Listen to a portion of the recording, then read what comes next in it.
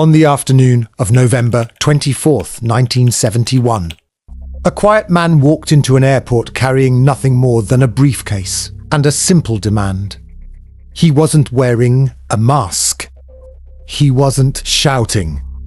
He wasn't trying to frighten anyone. To the people around him, he looked like an ordinary businessman beginning another routine trip. Law officers in 4 western states this evening are searching for a man who is perhaps the most clever and certainly the most audacious airplane hijacker of all time. You saw the exchange of money? We saw them bring the money aboard. Did you see any parachutes being brought aboard also? 4 parachutes. He was not nervous. He seemed rather nice, and other than he wanted certain things to be done. We made no attempt to impede the completion of his mission, if you will. He purchased a one-way ticket under the name Don Cooper. His destination was Seattle. No one at the airport realized they were about to witness one of the most extraordinary crimes in American history. Minutes after takeoff, the man calmly handed a folded note to a flight attendant. At first, she assumed it was another passenger trying to flirt. She slipped the note into her purse without reading it. Then he quietly leaned toward her. "You'd better look at that note." When she unfolded the paper, everything changed. According to her later account, the note claimed he had a bomb. He then opened his briefcase just enough to reveal what appeared to be several red cylinders connected by wires and a battery. Whether it was real or not, she couldn't know. But she believed him. And so did the crew. There were no screams, nor panic, no struggle for control. Instead, one of the most unbelievable hijackings ever recorded unfolded with remarkable calm. His demands were precise. $200,000 in cash. 4 parachutes. A fuel truck waiting after landing. Nothing more. Nothing less.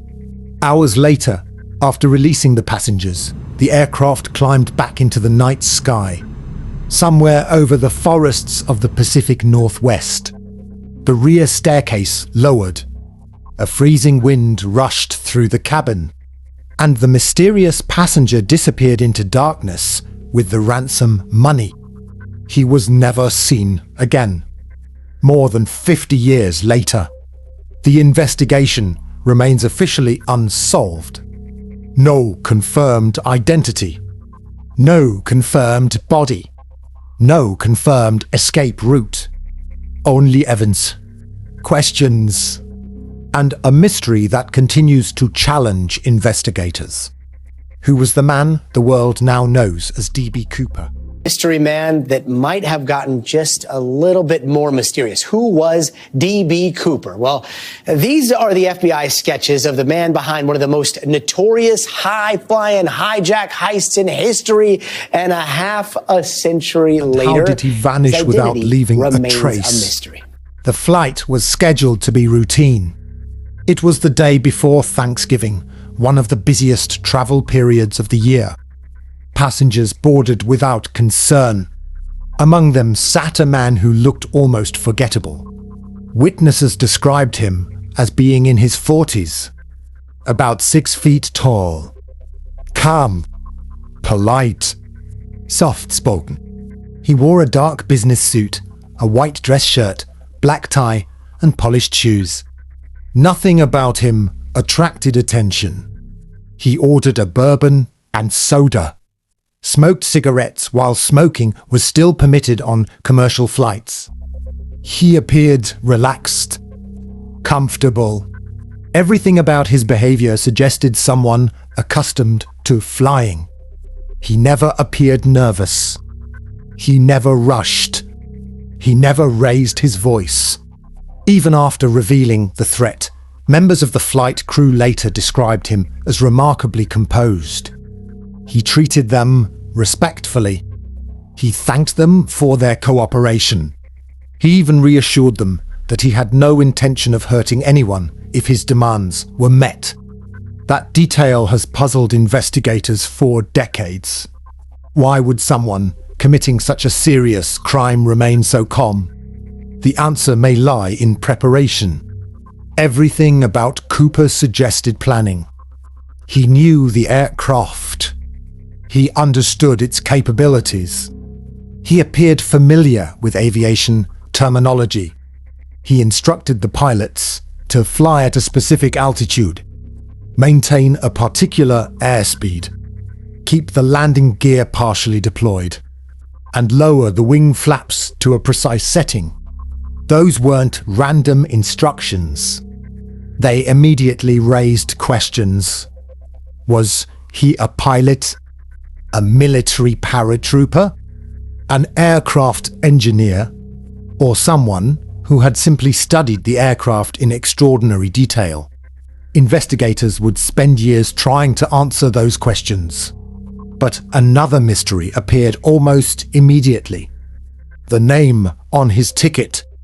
The ticket had been purchased under the name Don Cooper. Yet, when newspapers rushed to publish the story, a reporting error changed everything. A journalist mistakenly referred to him as D.B. Cooper. The nickname spread across newspapers, television broadcasts, radio reports, and eventually around the world. Ironically, the most famous unidentified criminal in American history became known by a name he may never have used.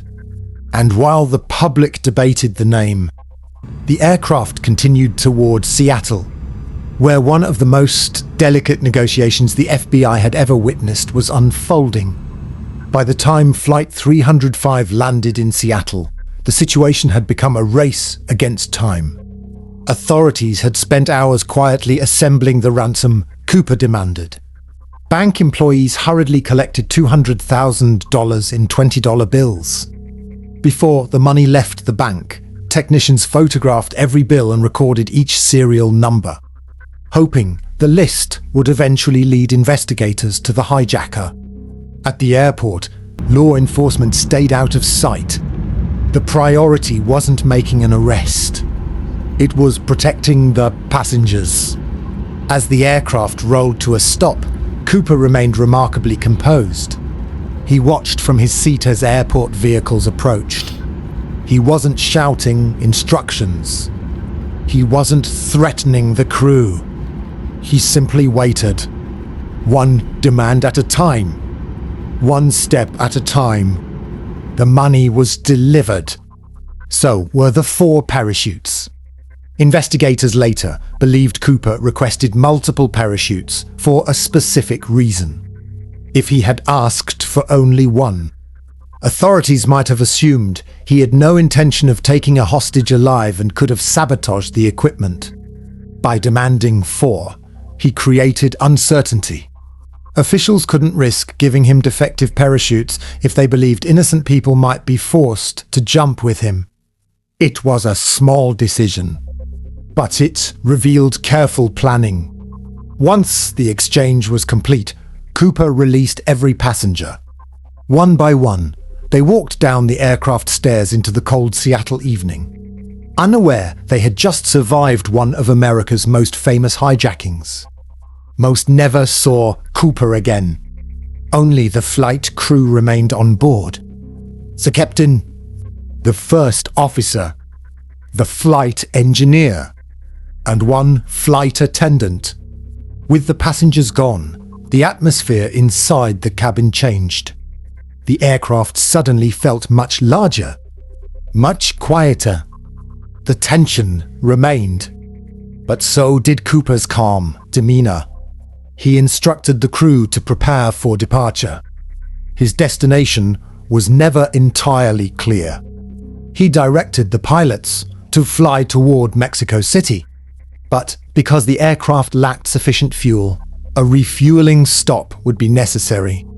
He specified an unusually low altitude, a relatively slow airspeed, landing gear partially extended, wing flaps lowered. To experienced pilots, these instructions were extraordinary. They weren't the requests of someone making desperate guesses. They suggested someone who understood exactly how the aircraft behaved at low speed. That detail would become one of the FBI's biggest clues. Whoever Cooper was, he appeared to know far more about aviation than the average passenger. As darkness settled over the Pacific Northwest, the aircraft lifted off once again. Only for crew members. One unidentified hijacker, and $200,000 remained on board. The second flight had begun, and somewhere ahead, history was waiting. Outside the aircraft, rain swept across the night sky. Strong winds battered the fuselage. Below, dense forests stretched for hundreds of miles. Mountain ranges disappeared into darkness. There were no city lights, no landmarks, only clouds, rain, and wilderness. Inside the cabin, Cooper gave one final instruction. He ordered the remaining flight attendant to join the cockpit. She hesitated briefly, not knowing what might happen next. But Cooper repeated the instruction calmly. She entered the cockpit. The door closed. For the first time that evening, Cooper was completely alone. Minutes passed. The flight crew couldn't see him. They couldn't hear him. Then, without warning, a warning light illuminated inside the cockpit. It indicated movement at the rear staircase. Shortly afterward, the aircraft experienced a sudden change in pressure. The pilots felt the tail section rise slightly before stabilizing again. It wasn't dramatic, but it was enough. Something had happened. The captain immediately contacted air traffic control. He reported the unusual movement. No one knew exactly what Cooper had done. The aircraft continued toward its planned refueling stop. No emergency landing. No attempt to turn back. The crew followed instructions. When the aircraft finally landed in Reno, law enforcement surrounded it within moments. Officers approached cautiously, weapons ready, expecting a confrontation. Instead, they found an empty cabin. The money was gone. 2 parachutes were missing. Cooper had disappeared. Investigators searched every seat, every overhead compartment, every corner of the aircraft. Only a handful of personal items remained behind. A black clip-on tie, or type, several cigarette butts. At the time, no one realized how valuable those small pieces of evidence would become. The search quickly expanded beyond the aircraft. Helicopters filled the sky. Ground teams entered forests. Military personnel joined the operation. Search dogs combed through rugged terrain. But nature offered no answers. No parachute. No body. No footprints. No Rumbeck. Nothing. It was as though the night itself had swallowed him. And with every passing day, one impossible question became harder to ignore. Had D.B. Cooper survived the jump? Or had he vanished forever beneath the wilderness? The morning after the hijacking, one question dominated every briefing. Where did Cooper land? The answer seemed simple, until investigators tried to find him. The FBI launched one of the largest manhunts in its history. The investigation was given a name, NORJ or K, short for Northwest Hijacking.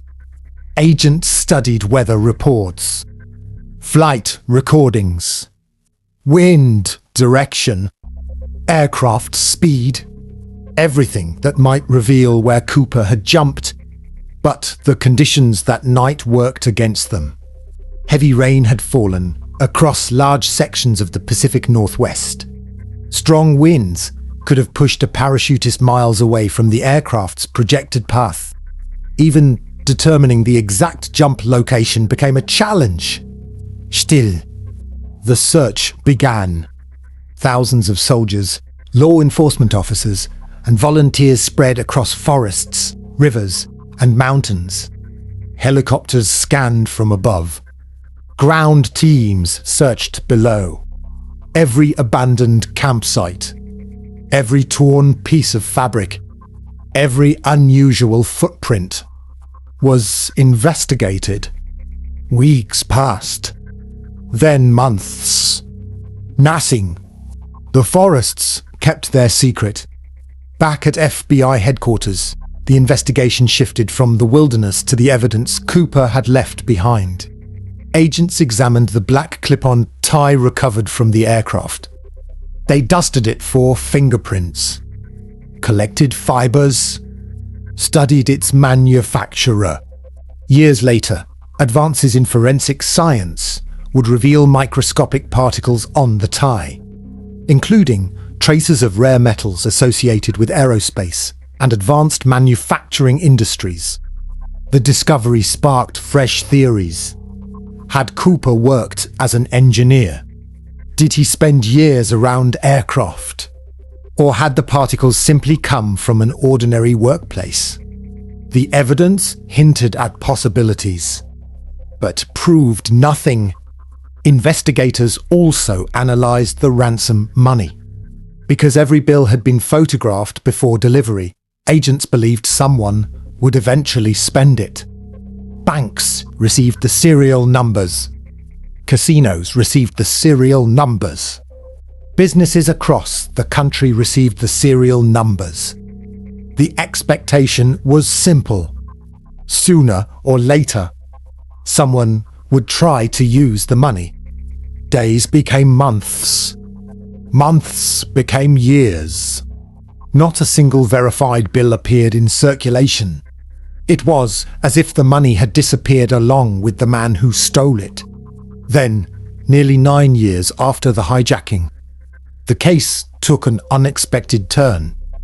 In 1980, an 8-year-old boy named Brian Ingram was vacationing with his family along the banks of the Columbia River. While digging in the sand, he uncovered 3 decaying bundles of $20 bills. Investigators quickly confirmed the serial numbers. They matched Cooper's ransom money. It was the first and remains the only confirmed recovery of any substantial portion of the ransom.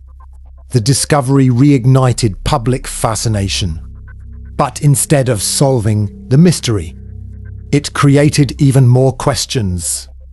How had the money reached the riverbank? Had Cooper buried it? Had floodwaters carried it there? Or had something else happened entirely? Once again, the evidence answered one question, only to create 3 more. And as the investigation entered its second decade, the FBI faced an uncomfortable reality. Despite thousands of leads, hundreds of suspects, and decades of investigation, they still didn't know who D.B. Cooper really was. As the years passed, the mystery grew larger than the hijacking itself. The FBI received thousands of tips. More than 1,000 individuals were considered possible suspects at different stages of the investigation. Some were former military paratroopers. Some were experienced skydivers. Others had aviation backgrounds.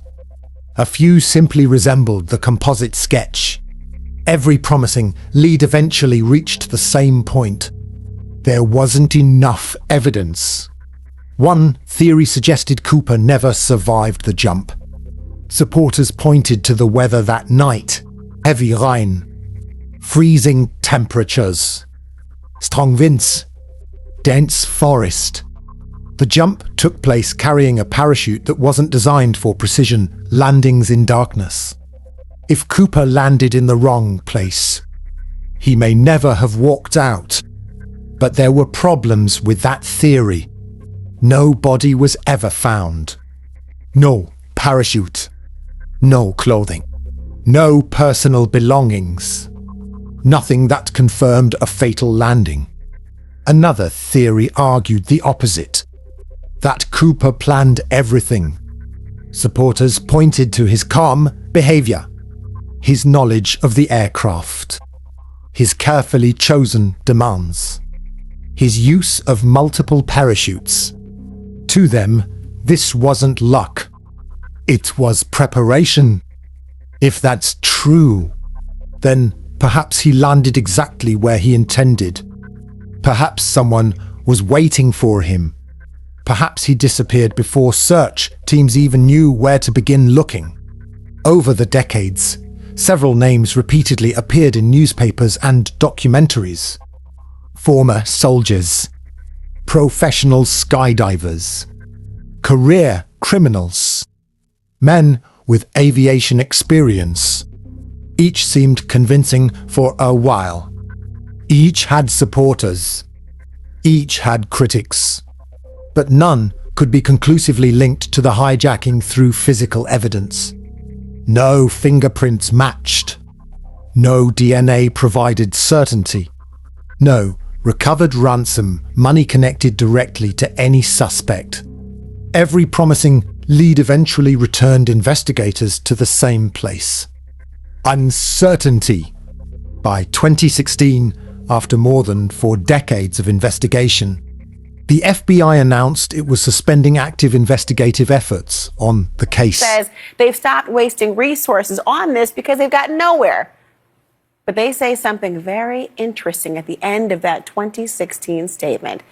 Quote, although the FBI will no longer actively investigate this case, should specific physical evidence emerge related specifically to the parachutes or the money taken by the hijacker, individuals with those materials are asked to contact their local The agency FBI explained field office. that its resources would be directed toward cases with stronger investigative opportunities.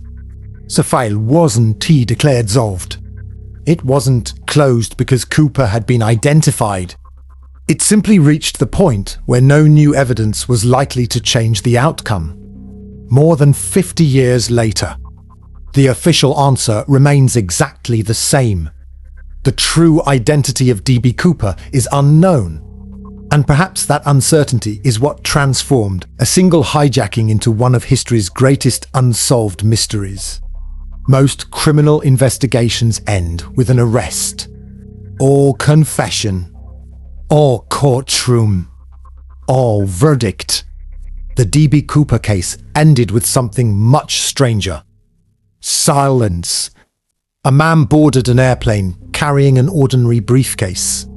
Hours later, he walked away with $200,000 and disappeared into history. Whether he survived the jump, whether he died somewhere in the wilderness, or whether he quietly lived out the rest of his life under another identity, remains one of the greatest unanswered questions in modern criminal history. He was not nervous.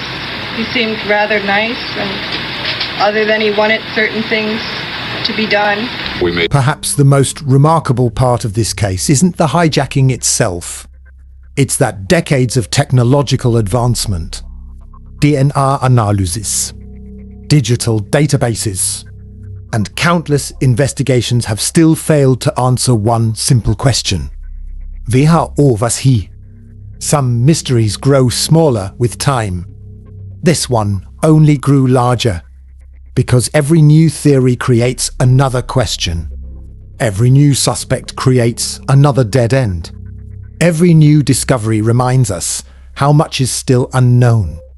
Maybe that's why the story of D.B. Cooper refuses to disappear. It isn't just a story about a hijacking. It's a story about the perfect mystery. A case with just enough evidence to keep hope alive, but never enough to provide certainty. This is Crime Archive. Real cases, hidden truths, untold stories. If you enjoyed this investigation, subscribe and join us as we uncover more real crimes, forgotten evidence, and mysteries that continue to challenge investigators around the world. And before you go, tell us what you think. Did DB Cooper survive the jump? Or did the wilderness claim him forever? Because sometimes the most fascinating case isn't the one that's solved. It's the one that refuses to be.